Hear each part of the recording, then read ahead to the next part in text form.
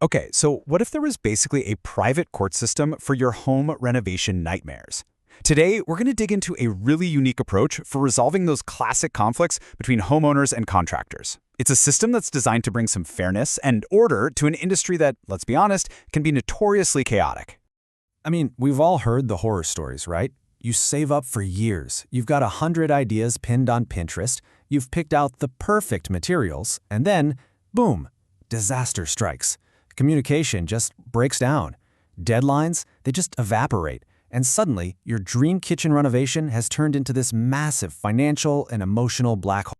So what happens when that dream just completely sours? Before we jump into a new solution, we've got to first understand the kind of chaos that usually follows when a project goes completely off the rails.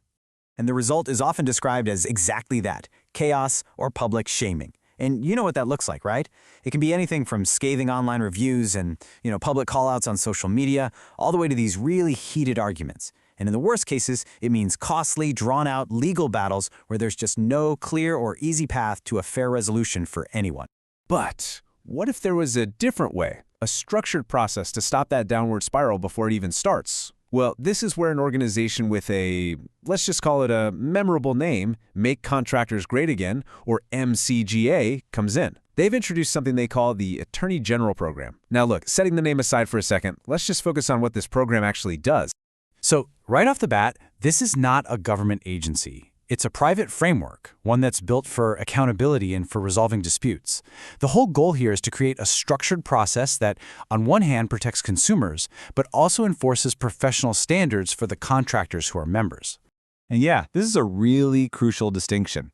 I mean, despite the super official sounding title, Attorney General, this program is not part of any government body, not at all. It's an internal role and title within the MCGA organization itself. Think of it like this. They're borrowing the principles of our legal system, but it's all happening as a completely private thing. This comparison really lays out the difference perfectly, doesn't it? On one side, you've got the unstructured chaos of the old way, and on the other, you have the MCGA system. And that brings a clear process to the table, a reliance on actual documentation, instead of just he said, she said, and a formal path for escalation if a problem doesn't get solved right away. Okay, so how does this system actually work in practice? Let's break it down and walk through the three-step process. First up, let's meet the key players. So the system has two main roles. First, there's a state attorney general. This person handles all the issues within their specific state. They're the first point of contact. Then you have the company-wide attorney general who oversees the entire organization on a national level. You can kind of think of it like having a local sheriff and then a federal marshal, but just for contractor disputes. All right, so here's the play-by-play for when a customer actually files a complaint. Step 1, the state AG sends out a formal notice. This basically puts the contractor on the clock to resolve the issue. If that doesn't work, things escalate to Step 2. That's when the company AG issues a stronger, more serious second-level notice. And if there's still a stalemate after all that, we hit Step 3, a structured, formal mediation session that's overseen by both AGs to really hammer out a fair outcome.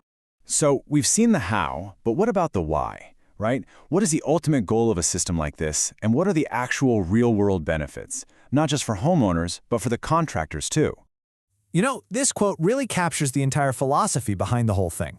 The idea is simple. Get in there early and handle things professionally. The goal is to stop a small disagreement from spiraling into some massive, unfixable conflict. It's all about being proactive. So when you break it down, the program really has a three-pronged mission.